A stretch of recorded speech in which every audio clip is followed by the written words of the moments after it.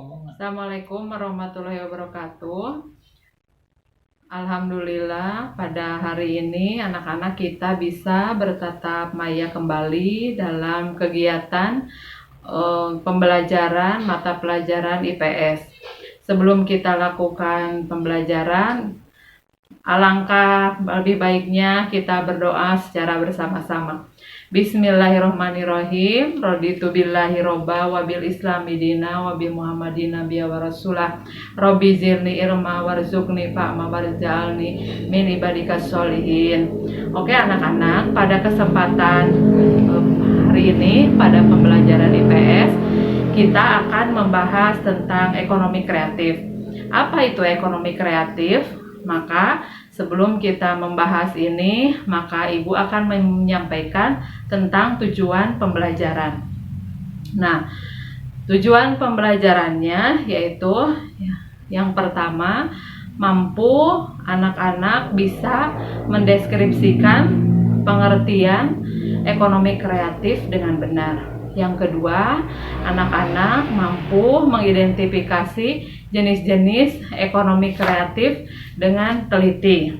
Maka dari kedua tujuan pembelajaran ini, anak-anak bisa mampu untuk menelaah atau memperhatikan dengan baik dari pengertian atau dari jenis-jenis ekonomi kreatif. Nah, maka anak-anak, sebelum kita membahas ekonomi kreatif, maka kita bahas dulu tentang pengertian kreativitas. Kira-kira apa itu kreativitas? Nah, ini maka penting ya untuk membahas apa sih kreativitas ini sebelum kita jauh melangkah atau membahas tentang konsentrasi membahas tentang ekonomi kreatif. Bisa dilihat bahwa kreativitas itu berarti kemampuan seseorang untuk melahirkan sesuatu yang baru, baik berupa gagasan maupun karya yang nyata, yang relatif berbeda dengan yang sebelumnya.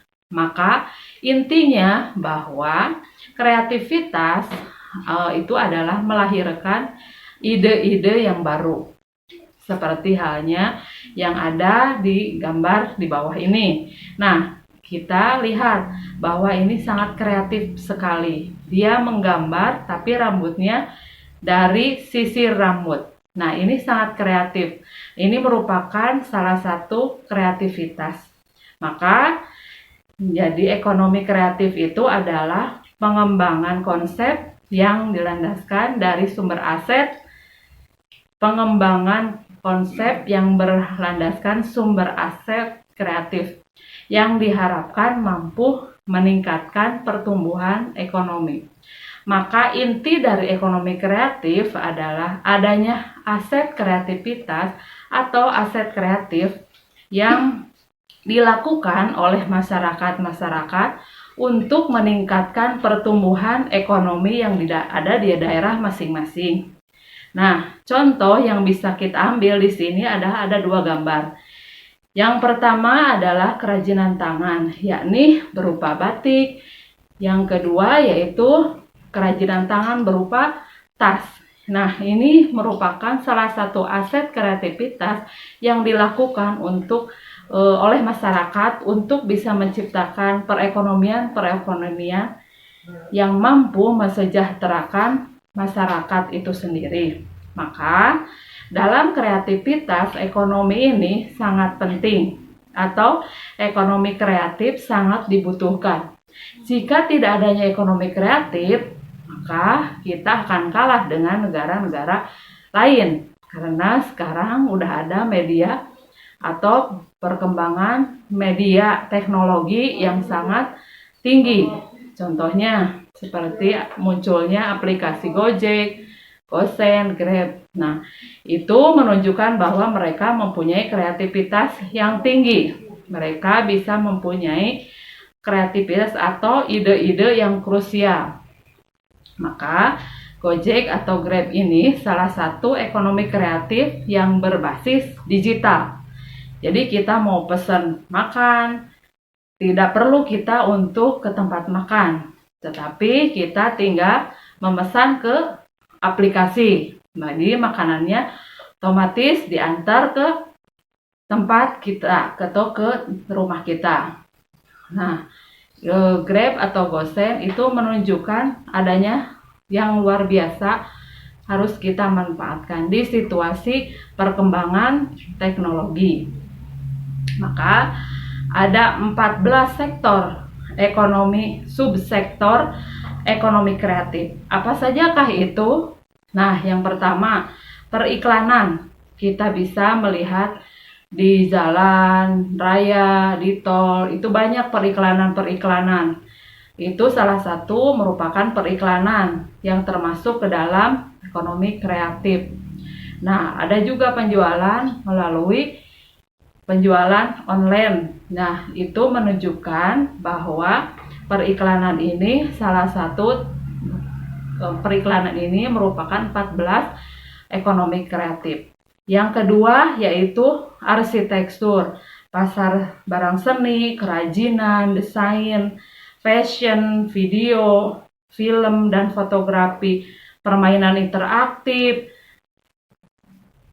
musik, seni pertunjukan, penerbitan, layanan komputer, televisi dan radio, riset dan pengembangan. Dari 14 subsektor ini adalah bagian-bagian yang saling berkaitan, yang merupakan indikator yang saling berkaitan antara satu dengan yang lain. Maka yang Ibu contohkan di sini yaitu adalah salah satu contoh. Nah, contoh keramik ini bisa didesain dengan ini ada contohnya keramik.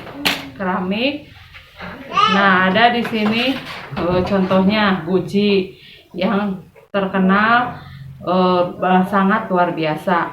Nah, yang kedua yaitu kerajinan tangan. Nah, sedangkan yang di bawahnya pun sama. Jadi pasar barang seni juga merupakan salah satu bentuk ekonomi kreatif yang dilakukan oleh masyarakat. Nah, yang selanjutnya adalah taman alun-alun Ciamis. Nah, itu saat kita berolahraga di sana itu merupakan sektor ekonomi kreatif. Kenapa? Karena taman atau alun-alun Ciamis itu merupakan arsitektur yang terkait dengan arsitektur tanaman. Maka yang dulunya alun-alun Ciamis belum begitu indah, sekarang sudah menjadi begitu indah dengan adanya penataan arsitektur bangunan, tanaman yang begitu luar biasa.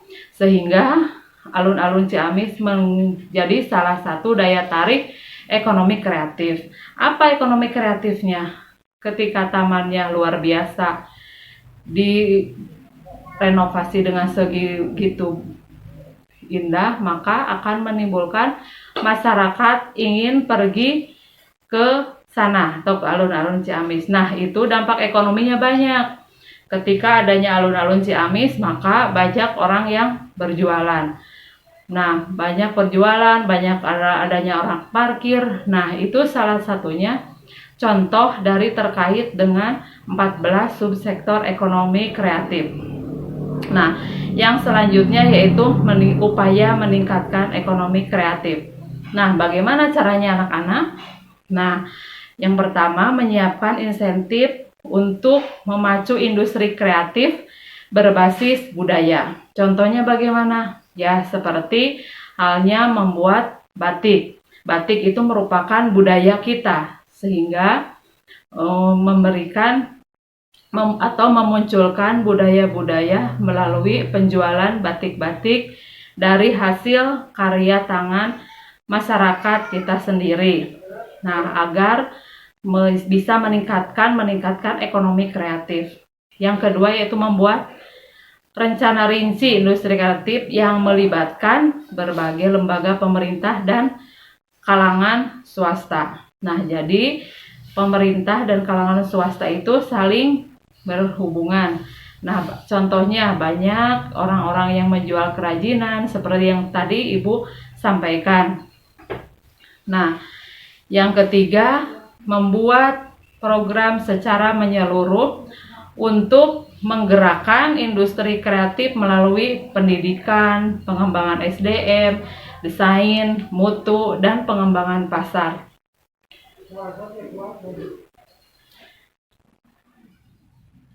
Nah, maka adanya program terkait dengan ekonomi kreatif ini melalui pelatihan, melalui pendidikan, melalui pengembangan, atau bagaimana caranya membatik dengan bagus. Nah, itu melakukan atau dilakukan pelatihan yang dilakukan oleh pemerintah atau berbagai hal-hal lainnya yang bisa meningkatkan ekonomi kreatif. Nah, memberikan perlindungan hukum dan insentif bagi karya industri kreatif. Contohnya dilindungi hak kekayaan intelektual, HKI-nya antara lain buku, tulisan, drama, dan lain-lain. Nah, ya, terus selanjutnya upaya meningkatkan ekonomi kreatif. Nah, dalam adanya di sini upaya meningkatkan ekonomi kreatif yaitu pengembangan database ekonomi kreatif. Pengembangan melalui teknologi. Nah, contohnya pengembangan database. Nah, jadi harus sesuai dengan data. Yang kedua yaitu penggunaan teknologi melalui program kemitraan. Yang selanjutnya yaitu Pekan Produk Kreatif Indonesia atau PPKI. Contohnya yaitu pameran-pameran. Banyak pameran penjualan atau budaya-budaya yang dilakukan oleh pemerintah untuk menarik pemerintah agar bisa betul-betul menarik kegiatan atau menggiatkan pameran itu. Nah, yang selanjutnya yaitu Festival Ekonomi Kreatif, yaitu contohnya Festival Animasi Internasional atau wahana kreatif yang menampilkan produk kreatif. Nah, maka inti sebelum dari adanya tugas ini, inti dari ekonomi kreatif ini agar masyarakat bisa mempunyai ide atau gagasan-gagasan yang kreatif, yang bisa menggerakkan ekonominya dan bisa mensejahterakan dirinya seperti di luar negeri. Dan tadi sudah disebutkan contohnya adanya bentuk ekonomi kreatif digital, teknologi digital, yaitu aplikasi-aplikasi bisa. Nah, mudah-mudahan bermanfaat. Silahkan, ada tugas anak-anak. Yang pertama, apa yang harus dimiliki seseorang pengusaha agar produksinya yang dihasilkan disukai masyarakat. Yang kedua, bagaimana prospek industri kreatif tersebut bagi peningkatan ekspor Indonesia ke negara lain.